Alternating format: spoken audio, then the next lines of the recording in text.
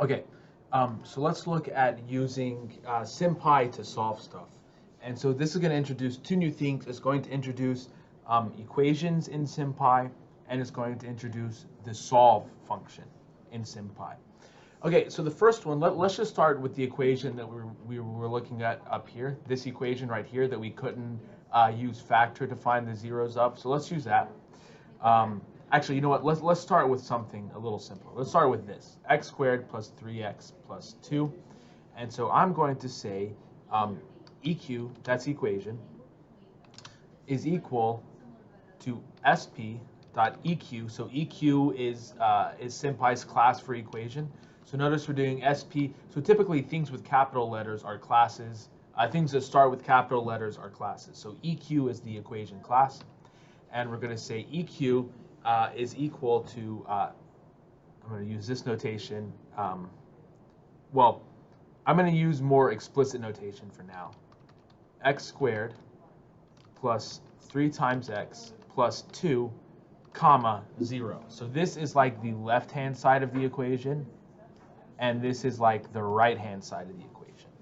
And now I'm going to have SP dot pretty print equation, and it should print something like x squared plus 3x plus 2 equals 0, and that's what we get here. Okay, so now I want it to solve this equation. So I'm going to do solution is equal to SP dot solve, and I'm just going to write equation, and then I want to print the solution. Okay, now we know the equation should, the solution is we know the equation is -1, the solution is -1 and -2. And so there we get it. We get it in this format here with the brackets. Like the bracket means one solution is -2 and one solution is -1. Okay, so now let's try to do this again, but instead of writing that out again, I'm going to write expression. So it knows expression is this. So when I write expression, this is saying expression is equal to 0. The equation is the expression is equal to 0. So now I'm going to run this code, and we get the same thing again. Okay, now let's do something a little bit different. Instead of setting it equal to 0, let's set it equal to 1. So instead of setting it equal to 0, let's set it equal to 1 and see what we get. Well, of course, we get a different expression here, a different equation, and we get these more complicated solutions, as you might expect by having a different equation. Okay, so let me set this back to 0. And now let's try to see what happens when I look at the complex expression. When I run this, let's see what we get. Okay, so now we get exactly what we want. The equation is x squared plus 2x plus 4 is equal to 0. That's it. And this gives me the solutions: -1 minus the square root of 3i, and -1 plus the square root of 3i. Okay, so let's look at maybe trig stuff. We haven't done trig stuff yet, so let's look at how we might be able to do trig stuff. So let's say that we'll say our I'll say trig expression. Sorry, a trig expression. Let's say it's going to be SP dot cosine of x. So that's our expression, and let's say our equation. I'll say trig equation. Let's say we want to find where cosine of x is equal to, let's say cosine of x is equal to 1/2. So trig expression, or trig equation is going to be SP dot EQ trig expression. We're going to set that equal to 0.5, or maybe it's better to do 1/2 here. Okay, and then let's do SP. Let's just see what happens when we print this. Okay, cosine x equals 0.5.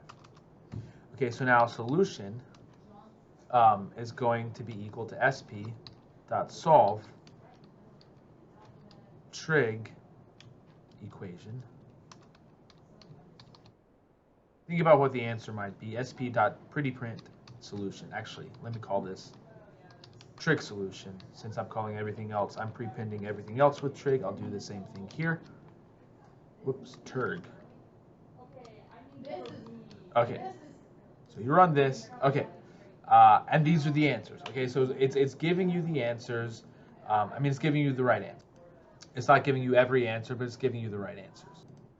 Now, essentially what happened, not essentially, but what's happening is that Sympy is doing the numerical computation. It doesn't, I guess Sympy hasn't memorized the unit circle like maybe we have. Okay, let's look at one other one. So let's look at an expression. So I'm going to call this a two-variable expression. So TV for two-variable expression is going to be equal to x squared plus y squared. And now my two-variable equation is going to be sp.eq, and I'm going to do this, and let's say it's equal to 1. So hold on one sec. Okay, sorry, I had somebody come to my office, so I'm not quite sure where I am. But the two-variable expression, I realized there was a mistake. The mistake is that x, so this is one of the places where Jupyter can really cause bad habits. I know that x I've defined up here somewhere, so I'm not redefining it here. And so it's making me not think about defining what y is. But y, I need to define as a symbolic variable as well. So I'm going to call it y. Okay, so now y is equal to the symbols there. And just for the sake of consistency, I don't need to do this. Okay, so y is equal to sp symbols, x is equal to symbols. Okay, so the expression is x squared plus y squared. The equation is going to be x squared plus y squared is equal to 1. So let's just get this. So I'm going to run it. Okay, x squared plus y squared is equal to 1. And again, whether or not that's any prettier than this, I don't know. So this just says equation x squared plus y squared is equal to 1. Maybe here it actually is a little bit better. Okay, but now we wanted to solve this equation. Okay, but what do we mean by solve this equation? There's two variables. So I'm going to call this the two-variable solution, but there's only going to be one solution. And we're going to do sp.solve, and it's going to be equation. And here's what we're going to do. We can do, if I just do equation and run it, so let's see what happens when we do that.